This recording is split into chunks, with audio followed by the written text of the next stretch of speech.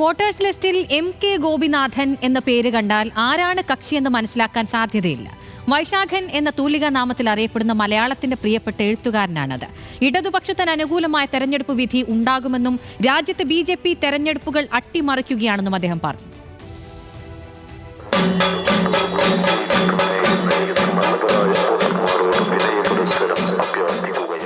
എഴുത്തുകാരനും സാമൂഹ്യ പ്രവർത്തകനും സാംസ്കാരിക പ്രവർത്തനവുമായ വൈശാഖൻ മാഷാണ് നമ്മളോടൊപ്പം ചേരുന്നത്. തദ്ദേശ സ്വയംഭരണ തെരഞ്ഞെടുപ്പാണ്. അപ്പോൾ ഓർമ്മകൾ എങ്ങനെയാണ്? ആദ്യത്തെ തെരഞ്ഞെടുപ്പിൻ്റെ ഓർമ്മകൾ എങ്ങനെയായിരുന്നു? ഞാൻ ജീവിതത്തിൽ ആദ്യമായിട്ട് വോട്ട് ചെയ്യുന്നത് 40 വയസ്സ് കഴിഞ്ഞിട്ടാണ്. അതിൻ്റെ കാരണം ഞാൻ പഠിത്തം കഴിഞ്ഞതിന് റെയിൽവേയിലായി, ആന്ധ്രയിലും തമിഴ്നാട്ടിൽ, കർണാടകം അങ്ങനെയൊക്കെ ആയിരുന്നു. അവസാനം ഇങ്ങോട്ട് മാറ്റം വാങ്ങിച്ചു വന്ന് മലമ്പുഴ നിയോജക മണ്ഡലത്തിൽ കല്ലേക്കുളങ്ങരയാണ് താമസിച്ചിരുന്നത് ഞാൻ. അപ്പോൾ എൻ്റെ ആദ്യത്തെ വോട്ട് കൊടുത്തത് EK നായനാർക്കാണ്. അതായത് 40-ാം വയസ്സിലാണ് ആദ്യത്തെ വോട്ട്. അതാണ് എൻ്റെ വോട്ടിനെ സംബന്ധിച്ച പ്രത്യേകത. റെയിൽവേയിലെ ജോലിയെക്കുറിച്ചൊന്നും അധികം ആളുകൾക്കും കൂടുതലായി അറിയില്ല എന്നുണ്ട്. അപ്പോൾ ആ കാലത്തെ അവിടുത്തെ ഒരു ഓർമ്മകളൊക്കെ എങ്ങനെയായിരുന്നു? കാരണം തെരഞ്ഞെടുപ്പൊക്കെ നടക്കുമ്പോൾ സാമൂഹ്യ ബോധമൊക്കെ ഉള്ള ഒരാളെ സംബന്ധിച്ച് മനസ്സിൽ വിഷമം ഉണ്ടാവില്ല? വിഷമം ഉണ്ടാവും. ഞാനിങ്ങനെ ന്യൂസ് വായിക്കും. ചെറിയ സ്റ്റേഷനുകളിലും ചിലപ്പോൾ വലിയ സ്റ്റേഷനായിരിക്കും, വിജയവാഡ, കാക്കിനാട, അങ്ങനെ. അപ്പോൾ ന്യൂസ് ഇങ്ങനെ വായിക്കും. ഇങ്ങനെയൊക്കെ നാട്ടിൽ നടക്കുന്നുണ്ട് എന്നറിയുന്നല്ലാതെ നമുക്കതിൽ പങ്കെടുക്കാൻ പറ്റുന്നില്ലല്ലോ എന്നൊരു ചെറിയ വിഷമം ഉണ്ടാവും. അങ്ങനെ പാലക്കാട് എത്തി ആദ്യത്തെ ഇലക്ഷൻ തന്നെ വോട്ട് ചെയ്ത ആൾ മുഖ്യമന്ത്രിയായി നായനാർ. പിന്നെ തുടർച്ചയായിട്ട് വോട്ട് ചെയ്ത് വരുന്നുണ്ട്. അത് കഴിഞ്ഞ് വോട്ടേഴ്സ് ലിസ്റ്റ് ഇല്ല ഞാൻ, കാരണം നമ്മളിവിടെ ഇല്ലല്ലോ, അന്യ സംസ്ഥാനമല്ലേ. അവിടെ വോട്ടേഴ്സ് ലിസ്റ്റിൽ ആരും വന്ന് ചോദിച്ചും പെടുത്തിയിട്ടൊന്നുമില്ല. തന്നെയല്ല അവിടെ നമുക്ക് താല്പര്യം കുറവാണല്ലോ അവിടെ വോട്ട് ചെയ്യാനൊക്കെ. അതുകൊണ്ട് പിന്നെ തന്നെയല്ല ചെറിയ സ്റ്റേഷനിലൊക്കെ പോയി കഴിഞ്ഞാൽ വളരെ കുഗ്രാമത്തിൽ കൂടെ പോകുന്ന റെയിൽവേ ലൈനാണത്. അപ്പോൾ അവിടെ ഒരു സാമൂഹ്യ ജീവിതം ഇല്ല. പാവങ്ങളായ കുറേ മനുഷ്യർ, കൃഷിക്കാർ, അങ്ങനെ. എനിക്ക് ശരിക്കും റെയിൽവേയിൽ അങ്ങനെ ജോലി ചെയ്തപ്പോഴാണ് എനിക്ക് ഇന്ത്യയിലെ ഏറ്റവും പാവപ്പെട്ട മനുഷ്യരെ കാണാൻ പറ്റിയത്. അവിടെയൊന്നും വോട്ടിനെ കുറിച്ചൊന്നും പറഞ്ഞ് ഞാൻ കേട്ടിട്ടില്ല. എനിക്ക് അവരൊന്നും വോട്ട് ചെയ്യാറില്ലെന്ന് തോന്നുന്നു.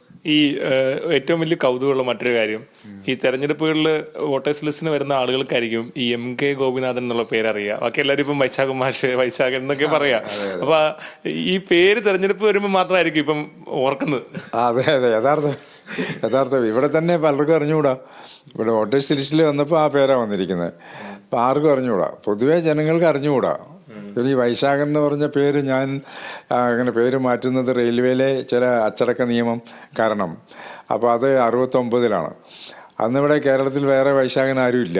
തദ്ദേശ സ്വയംഭരണ തെരഞ്ഞെടുപ്പിലേക്കുള്ള ആദ്യത്തെ വോട്ട് എപ്പോഴായിരുന്നു? അത് തൃശ്ശൂരാണ് ചെയ്തത്. പാലക്കാട് വന്നിട്ട് ആദ്യത്തെ വോട്ടാണ് ഈ തെരഞ്ഞെടുപ്പിൽ വരുന്നത്. ഇത് പുൽപ്പള്ളി പഞ്ചായത്ത്. പിന്നെ വേറൊരു പ്രത്യേകത ഉള്ളത്, പുരോഗമന കലാ സാഹിത്യ സംഘത്തിന്റെ ചുമതലയിലേക്ക് വീണ്ടും വന്നൊരു തെരഞ്ഞെടുപ്പ് കൂടിയാണ്. അപ്പോൾ രാഷ്ട്രീയമായിട്ട് എങ്ങനെയാണ് ഈ തെരഞ്ഞെടുപ്പിനെ വിലയിരുത്തുന്നത്? രാഷ്ട്രീയമായിട്ട് ഞാൻ ഒരു ഇടതുപക്ഷ സഹയാത്രികനാണ്. ഇപ്പോഴല്ല, ഞാൻ കോളേജിൽ പഠിക്കുന്ന കാലം തൊട്ട് അങ്ങനെയാണ്. എൻ്റെ ആശയങ്ങളോടും ഞാൻ ആഗ്രഹിക്കുന്ന തരത്തിലുള്ളൊരു ലോകത്തെ വിഭാവന ചെയ്യുന്ന പാർട്ടി ഇടതുപക്ഷ മാർക്സിസ്റ്റ് പാർട്ടിയാണ്. ഈ 10 വർഷത്തെ പിണറായി ഗവൺമെൻറ്, അല്ലെങ്കിൽ ഇടതുപക്ഷ ഗവൺമെൻറ് എന്ന് പറയാൻ കുറച്ചൊരു ശരി, ആ ഗവൺമെൻറ് ചെയ്തിട്ടുള്ള നല്ല കാര്യങ്ങൾ, കണക്കറ്റ നല്ല കാര്യങ്ങൾ ചെയ്തിട്ടുണ്ട്. അത് ഇലക്ഷന് വേണ്ടി ചെയ്തതൊന്നുമല്ല. അവർ മാനിഫെസ്റ്റോയിൽ പറഞ്ഞ കാര്യങ്ങളിൽ വലിയ ശതമാനം ചെയ്തു തീർത്തിട്ടുണ്ട്. അങ്ങനെ വരുമ്പോൾ എന്നെ സംബന്ധിച്ച് സർവ്വവിധത്തിലും എനിക്ക് ന്യായീകരിക്കാൻ പറ്റുന്നുണ്ട്. ഞാൻ ഇടതുപക്ഷത്തിൻ്റെ കൂടെ തന്നെയാണ് നിൽക്കുന്നത്. ഈ രാജ്യത്തെ തെരഞ്ഞെടുപ്പുകളൊക്കെ വലിയ സംശയത്തിൻ്റെ നേരിൽ നിൽക്കുന്ന ഒരു കാലം കൂടിയാണ്. ഇപ്പോൾ ഈ SIR എന്ന് പറഞ്ഞ സംഗതി വന്നു. അതിനു മുമ്പ് ഈ പൗരത്വ ബില്ല് ഒന്ന് കൊണ്ടുവരുമെന്ന് പറഞ്ഞു. ഇപ്പോൾ ശരിക്കും പറഞ്ഞാൽ ഇപ്പോൾ ഇന്നലെ പ്രധാനമന്ത്രി രാമക്ഷേത്രത്തിൽ കൊടി ഉയർത്തി. ഇന്ത്യയുടെ സെക്യുലർ പ്രധാനമന്ത്രി, സെക്യുലർ ആയിരിക്കണമല്ലോ.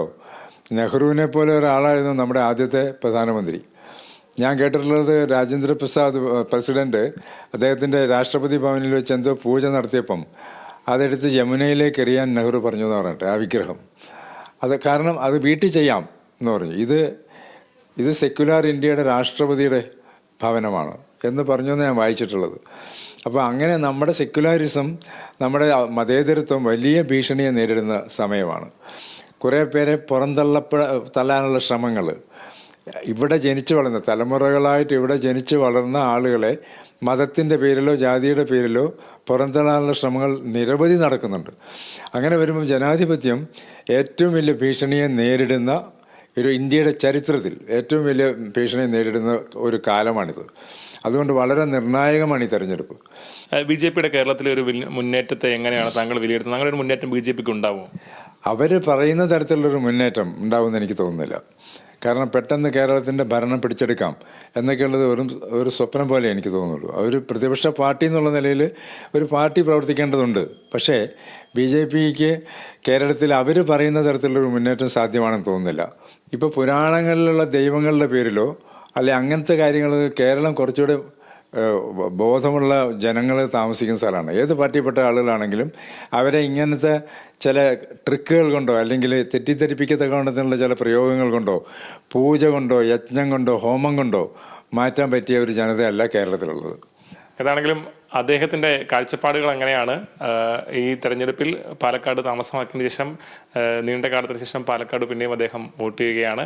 നമ്മളോട് സംസാരിച്ചതിനോട് സ്നേഹം അറിയിക്കുന്നു. ക്യാമറമാൻ രമേശ് റാമിനൊപ്പം അജിത് ബാബു, ന്യൂസ് മലയാളം.